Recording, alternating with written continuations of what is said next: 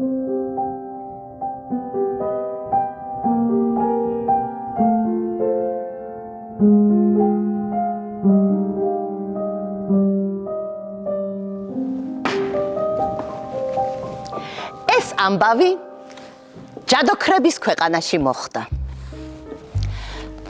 არა, კეთილი ჯადოქრების ქვეყანაში.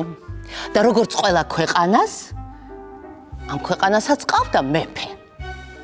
ძალიან საყვარელი, კეთილშობილი.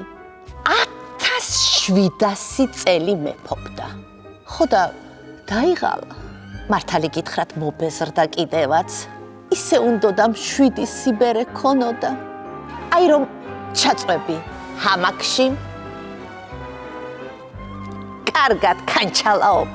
აქეთ მთა, აქეთ ზღვა, აქ წიგნების დასტა. მაგრამ არ არის ასე ადვილი, რომ ვინმე შეგვცვალოს. არა, 1700 წელი, როცა მიჩვეული ყავს შენი ჯადოქრები. თუმცა ისინიც ერთ და იგივეს ჯადოქრობდნენ.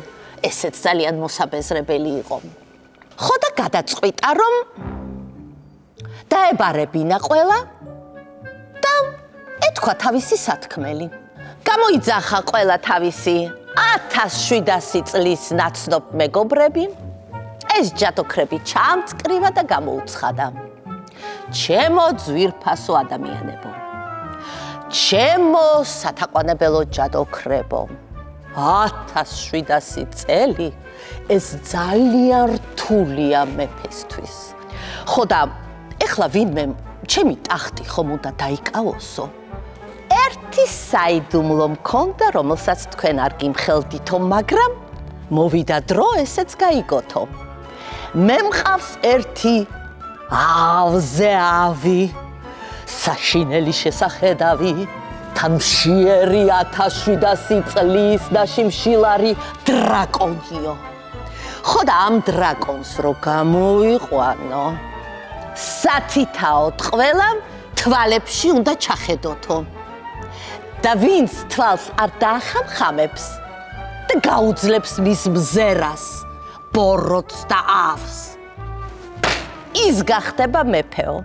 აი ვინც ვერ გაუძლებს დრაკონის მზერას, ის სულ პეტერე წრილ ნაირფერ ხოჭობუზებად გადაიქცევიანო. მეფემ გამოიყვანა თავისი ძალიან საშიში დრაკონი. დრაკონი გამოვიდა და მოემზადა, რომ ვინმე მასთან ახლოს მისულიყო და თვალი თვალში გაესწორებინა. გამოვიდა შეშინებული პატარა მოხუცი ჯადოქარი. შეხედა დრაკონმა.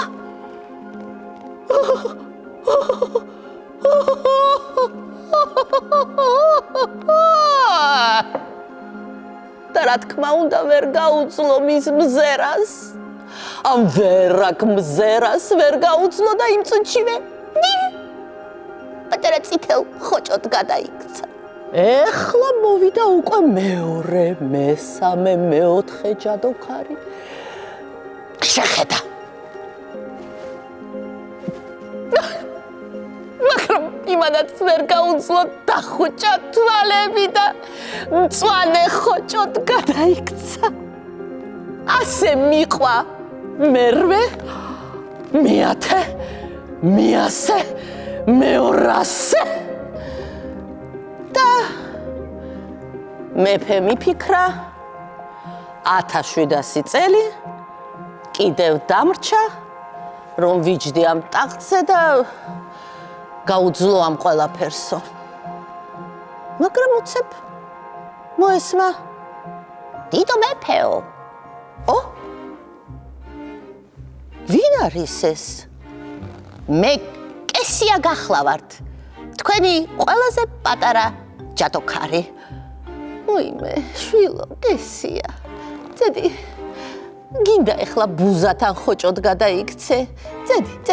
წედი სეჭმელი ჭამე, წედი სახლშიო. არა, მე მინდა დრაკონი დავამარცხო. კარგი. შენი ნება იყოსო უთხრა მეფემ და ცოტა მიიძინა. იფიქრა, აი ეხლა ამის ყურება როგორ გადაიქცევა ხოჭოთან ბუზად. უიმე, ძალიან დამწყვეტს გულსო და ჩაეცინა. ამ დროს კესიამ თქვა თავისი ჯადოსნური სიტყვები ჩინ კარა კან კარა კი სარკევ გამოჩნდი და უცებ პატარა კოხტა კესიას ხელში უზარმაზარი სარკე გაჩნდა. სარკე კესიამ მოატრიალა და იცით რა ხდა? დრაკონს მიუშვირა. დრაკონმა თქვა, ნეტავეს რაჯანდაბა არიო. მივალ ეხლა დავსუნავო. და ჩაიხედა სარკეში.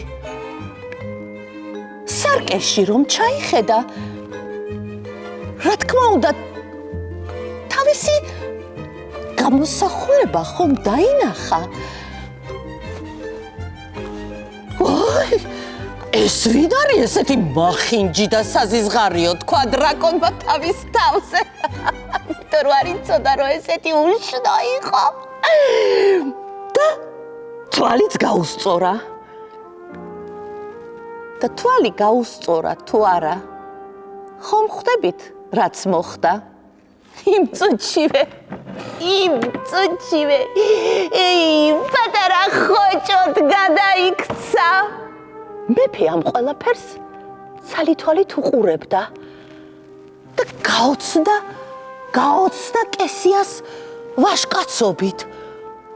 კესია, შენ მარტო ჯადოქარი კი არა, ჭკუის კოლოფიც ყოფილხარო.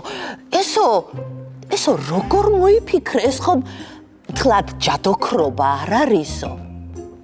კესიამ უთხრა, დიახ, დიდო მეფეო, ეს მხოლოდ ჯადოქრობა არ არის. მე მიყვარს წიგნების და მითების კითხვა და ეს ყველაფერი იქიდან ამოვიკითხეო. როცა განათლებას და გონებას კიდევ ცოტა ჯადოქრობას დაუმატებ, შენი მომვრევი ვერაკაცი ვერ იქნებაო. გაგახარებს ღმერთიო, მეფემ უთხრა. ეხლა დაჯექი ჩემ ტახტზე, ხო და თუ კარგია, შენი მეფე 1700 წელიო. მე კიდე წავალ, ჩავწვევი ჰამაკში. აქეთ მთა, აქეთ კიდე ზღვა. ასე გამყავს ჩემი დარჩენილი კიდევ 1700-ზე მეტი წელიო. კესია კიდე დაჯდა ტახტზე. ხოჭობუზები, მიყრილ-მოყრილი, აი ესე მინდორველი რომ სავსე იყო, ისევ ჯადოქრებად აქცია და უთხრა. ძალიან გთხოვთ, თუ გინდათ რომ ჩვენი ქვეყანა ჩემი მეფობით სახელგანთქმული გახდესო, ძალიან ბევრი წიგნები უნდა იკითხოთო. ძალიან ბევრი მითები და ლამაზ-ლამაზი ამბებიო. ამით ჩვენ უფრო საინტერესოები, უფრო განათლებულები და უფრო მაგარი ჯადოქრები გავხდებითო. აბა თქვენ იცითო, ასე გახდა პატარა კესია დიდი ჯადოქრების ქვეყნის მეფე. კეთილი, გონიერი, წიგნიერი და ყველას უყვარდა იგი, რადგან მხოლოდ კეთილ საქმეებს აკეთებდა.